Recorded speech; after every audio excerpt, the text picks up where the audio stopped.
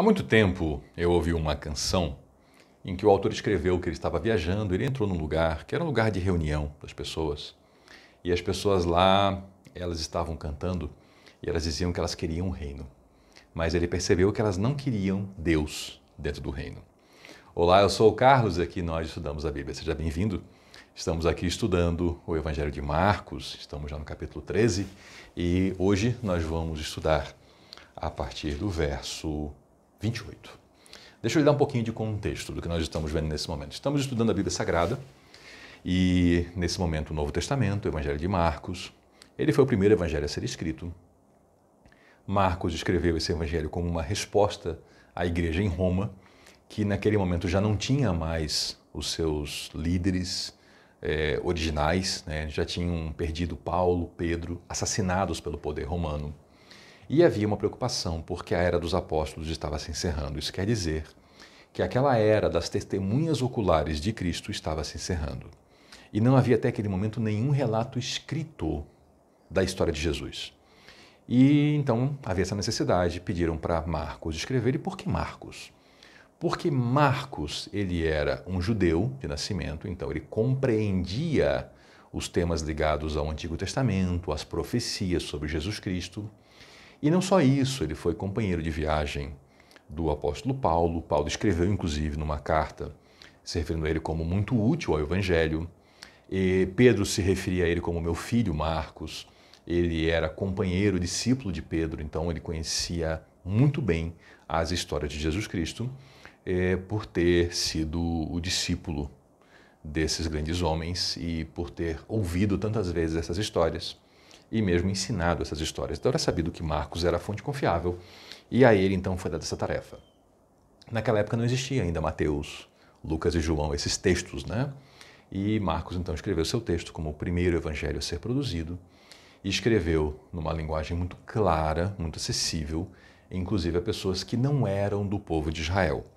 Diferente, por exemplo, de Mateus, que cita uma quantidade de costumes e profecias judaicas muito grande, porque ele escreveu para judeus, né? Então a gente, em Mateus, tem que ter um pouquinho mais de esforço de conhecer aquela cultura, com Marcos já facilita um pouquinho mais.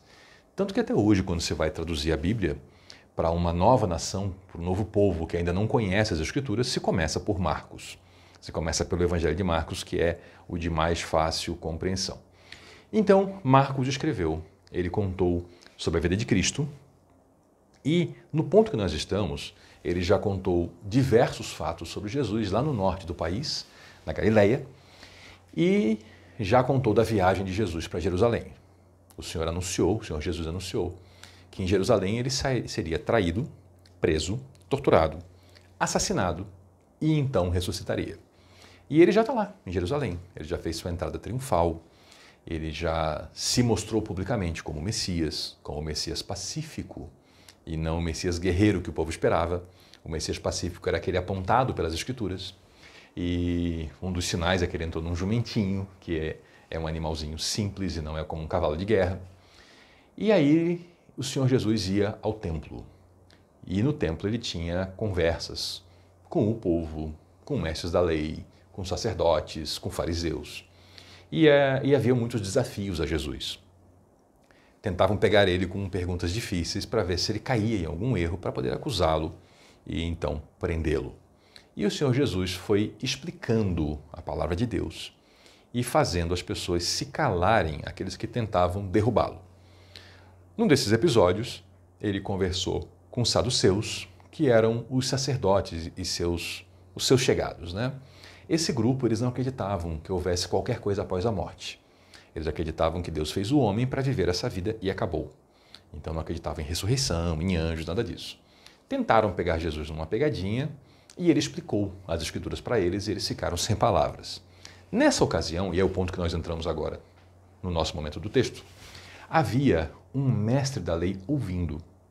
Os mestres da lei, eles eram pessoas que passavam a sua vida se dedicando às Escrituras. Eles faziam cópias das Escrituras. Se você hoje tem uma Bíblia, agradeça a Deus pelas pessoas que escreveram à mão essas cópias.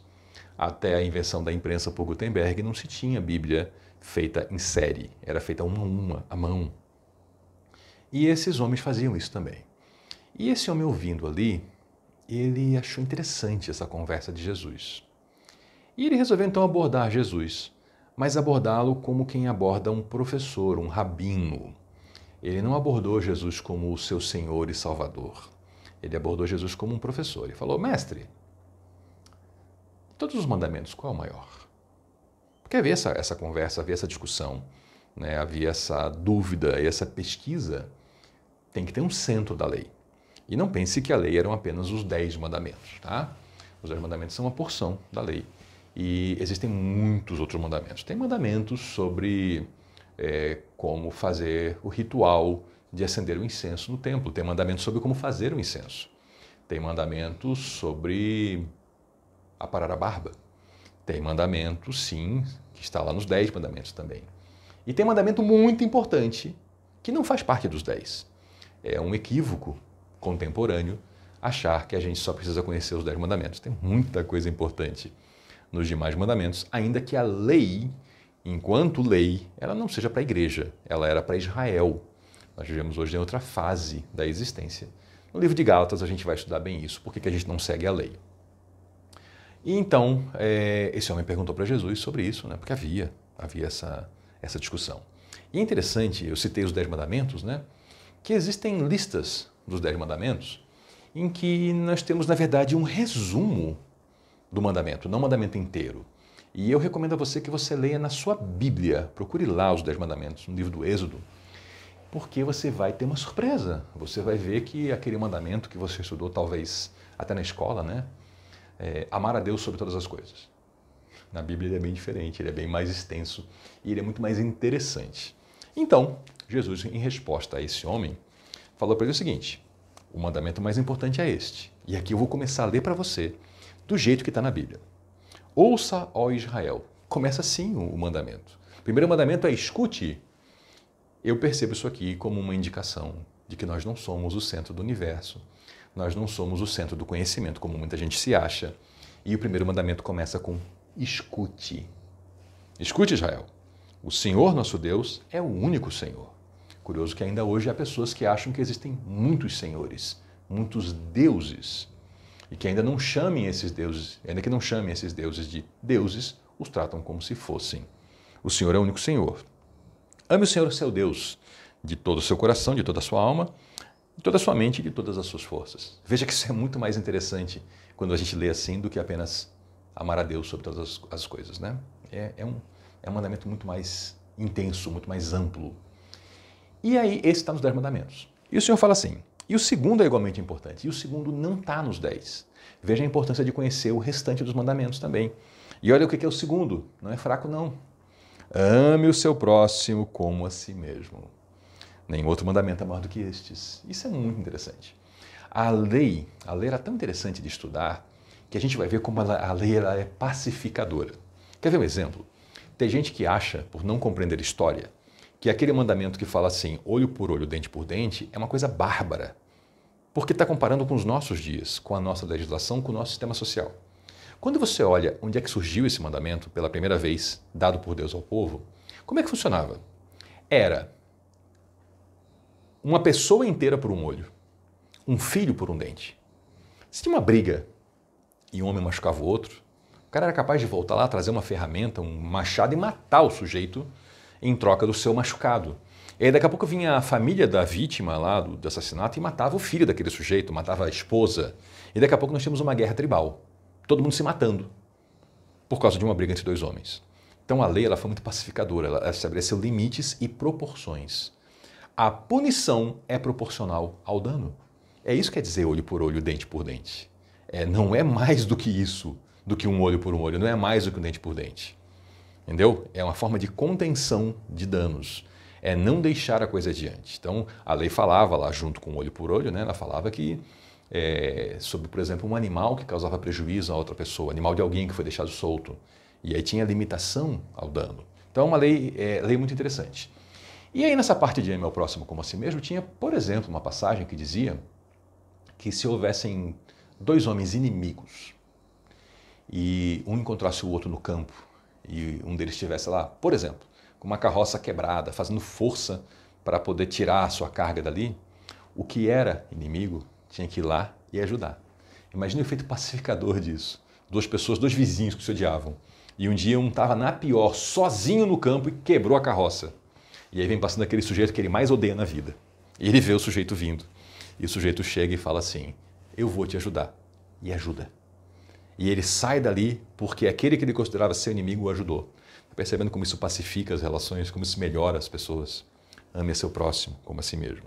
Nenhum outro mandamento é maior do que este. E o mestre da lei respondeu, muito bem, mestre. Preste atenção, ele está chamando Jesus sempre de mestre. Mestre, professor. É assim que ele trata Jesus. Muito bem, mestre. O Senhor falou a verdade ao dizer que só há um Deus e nenhum outro.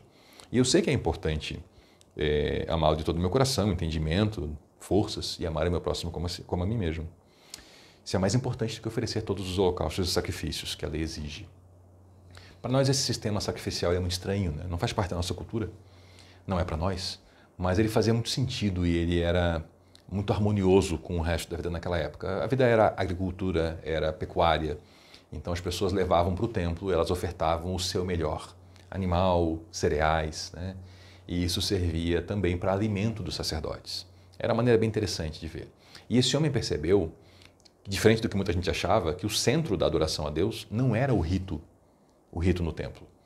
O centro era o amor. Há pessoas hoje que acham que o centro da adoração a Deus é o rito. Então elas acham que o centro da adoração a Deus em vez de sacrifício, que não é mais parte da nossa cultura, dar dinheiro, né? Dar dinheiro para uma instituição religiosa, para os pobres. Acham que isso é o centro.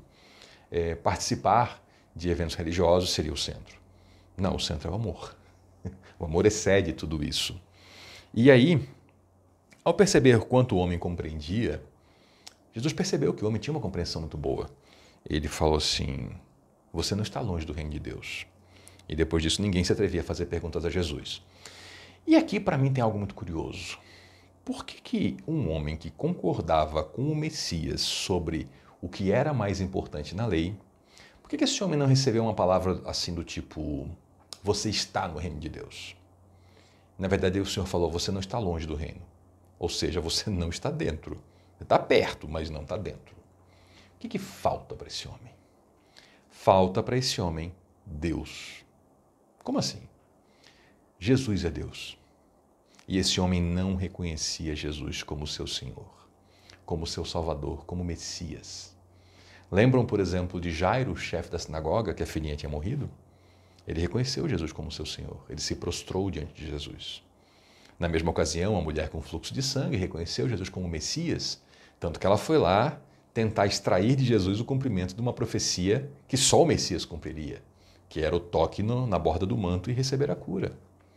Como é que os apóstolos tratavam Jesus? Como é que a mulher sírio-fenícia tratou Jesus? Aquela da conversa sobre os cachorrinhos. Está vendo a diferença? Esse homem aqui era daqueles que quer o reino, mas não estava querendo Deus no reino. Não tem como estar com Deus e não estar com Jesus. Ele falou, eu e o Pai somos um. Não tem como rejeitar o Filho e dizer, eu aceito o Pai. Quem rejeita o Filho, rejeita o Pai. E ainda hoje há pessoas tentando viver uma relação com Deus, mas assim, não, Jesus, alguns nem consideram a existência de Jesus. Alguns consideram que Jesus foi até um falso profeta. Há quem considera Jesus como apenas um grande profeta. Há pessoas que acham que Jesus, ele não era assim, tipo, o Filho de Deus. Ele era assim, mais para um Filho de Deus, assim, um pouquinho melhorado, né? Há quem considere que Jesus era muito importante, né? O nosso modelo de conduta, mas não o próprio Deus. Não tem como ter o reino sem ter Jesus no reino, e Jesus é Deus. Assim as Escrituras nos revelam, ele é sim o Filho de Deus, no sentido de, como diz a Escritura, né, o unigênito e o primogênito, o único gerado e o primeiro gerado, porque nós somos adotados também como filhos de Deus. Então, ele e o Pai são um só, não tem como rejeitar a ele, não tem como querer estar com Deus e rejeitar quem é Jesus, como está revelado nas Escrituras. Lembra que o primeiro mandamento é, ouça, ó Israel, não tentemos nós fazer como muitos fazem. Na minha concepção Deus é. Peraí, na minha concepção? Como assim? Você está concebendo quem é Deus? Não, Deus se revela. Não é a mente humana que cria o seu Deus. É Deus que se revela ao ser humano. Então precisamos buscar nas Escrituras e ouvir o que nos é anunciado. E aqui nós temos então a manifestação, a plena manifestação de Deus entre nós, que é Jesus Cristo, não há outro. Por isso esse homem não estava longe do reino de Deus, mas ainda lhe faltava entrar. Não sejamos assim.